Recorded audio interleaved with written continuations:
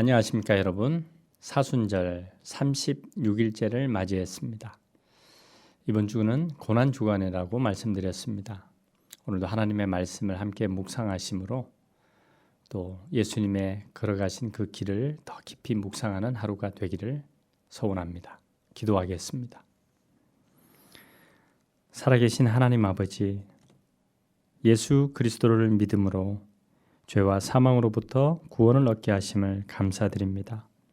이 자유로 육체의 기회를 삼지 않게 하시고 오늘도 하나님의 공의를 행하며 성실하게 살게 하여 주십시오. 예수님의 십자가 죽으심과 부활의 증인으로 오늘도 담대히 살아가게 하여 주십시오. 예수님의 이름으로 기도합니다. 아멘.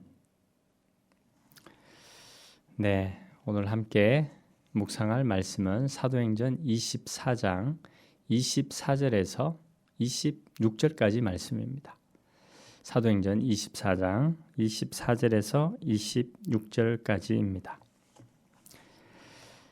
수일 후에 벨릭스가 그 안에 유대 여자 드루실라와 함께 와서 바울을 불러 그리스도 예수 믿는 도를 듣거늘 바울이 의와 절제와 장차 오는 심판을 강론하니 벨릭스가 두려워하여 대답하되 지금은 가라.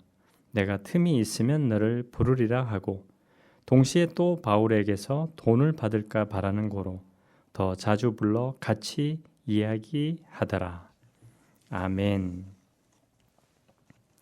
네, 오늘 묵상할 내용의 제목은 돈을 받을까 하고입니다. 유대 의회는 바리새파와 사두개파 사이에 다툼으로 파장이 났지요. 그러자 40명이 넘는 강경파들이 의회와 짜고 바울을 죽일 음모를 꾸몄습니다. 그런데 이 음모가 누설되어서 천부장은 바울을 벨릭스 총독에게로 보냈습니다. 벨릭스는 52년에 클라우디우스 황제가 파견한 총독입니다. 그런데 그는 클라우디우스의 어머니의 노예였다가 해방된 자입니다. 신분이 완전히 바뀐 사람이죠. 노예란 참으로 비참한 존재였지요.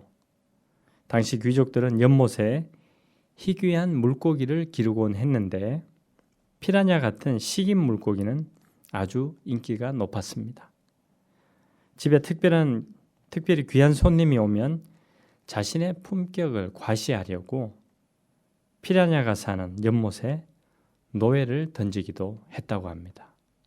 참 잔인하죠. 또한 얼마나 고역에 시달리고 열악하게 살았는지 노예의 평균 수명이 14세였다고 합니다.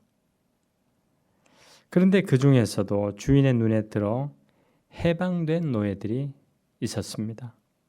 이렇게 해방된 노예들이 돈을 많이 벌면 관직에도 오르게 되었다는 것이죠. 벨릭스는 로마 총독 자리까지 올랐습니다. 그는 도대체 무슨 능력으로 이런 자리에까지 올랐을까요? 돈이 엄청 많았을까요? 아니면 권력자들에게 아부하면서 이런 자리까지 올랐을까요? 아무튼 대단한 사람입니다. 그런데 자신의 방탕함과 잔인함의 고삐를 풀어놓았던 그는 노예 정신을 지닌 왕처럼 권력을 행사했다. 로마의 역사가 타키투스가 벨릭스에 대해서 평한 말입니다. 벨릭스는 폭군이었습니다. 역사가 요세푸스 여러분 잘 아시죠? 그 요세푸스는 그가 얼마나 많은 사람들을 십자가에 처형했는지 또 공모자라는 혐의로 얼마나 많은 백성을 처단했는지 그 수를 헤아릴 수가 없다고 기록했습니다. 십자가를 세울 나무가 모자라고 감옥도 초만원이었습니다. 하긴 벨릭스만이 아니죠.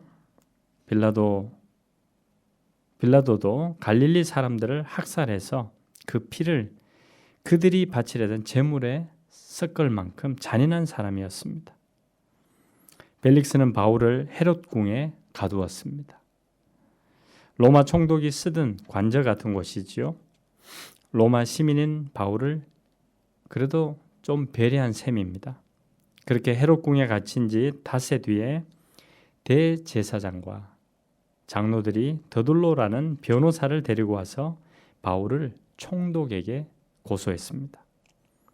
예수님도 총독에게 넘겨져서 재판을 받았지요. 변호사 더둘로는 바울이 연병 같은 자요, 전염병 같은 자라고 오늘 성경이 기록하고 있죠. 소란을 일으키는 자며 나사렛 도당의 우두머리라고 고발했습니다. 바울은 모든 혐의를 부인하며 스스로 자기를 변호했습니다. 벨릭스는 천부장이 오면 더 확인하겠다며 바울을 비교적 자유롭게 지내도록 했습니다. 벨릭스는 바울을 자주 불러내서 이야기를 나누었습니다. 바울이 정의와 절제와 장차 올 심판에 대해서 말할 때는 두려워하며 그 말을 그만하자고 막았죠. 참 흥미로운 일입니다. 바울은 벨릭스가 불의하고 탐욕스러운 자라는 걸 분명히 알았을 것입니다. 그런데 그에게 굳이 정의와 절제와 심판을 이야기했습니다. 살살 비위를 맞추면 유리할 텐데 오히려 속 끓는 말을 했다는 것이죠. 그런데 바울은 그렇다 치고 벨릭스는 또 왜 미적거리며 재판을 자꾸 미루었을까요? 그 시커먼 속내가 무엇일까요? 돈을 받을까 하고 은근히 바랐답니다. 돈을 바랬다는 것이죠. 예나 지금이나 참 별로 변한 게 없는 것 같습니다. 여러분, 오늘 우리가 어느 자리에 있든지 하나님 앞에 살아간다는 것을 기억해야 합니다. 탐욕을 멀리하고 불의한 세상에서 겸손하고 정직하게 오늘 하루를 살아가야 한다는 것입니다. 오늘 만나는 모든 사람에게 사랑을 베푸십시오. 친절을 베푸십시오. 왜냐하면 그 모든 사람들이 바로 하나님의 형상으로 지음받은 존귀한 사람들이기 때문입니다. 함께 기도하겠습니다. 불의한 재판을 미워하시는 주님, 공의로 심판하시는 주님을 찬미합니다. 우리가 이로움이 아니라 의로움을 따르게 하여 주십시오. 이 땅에서 공정한 재판이 이루어지게 도와주십시오. 예수님의 이름으로 기도합니다. 아멘.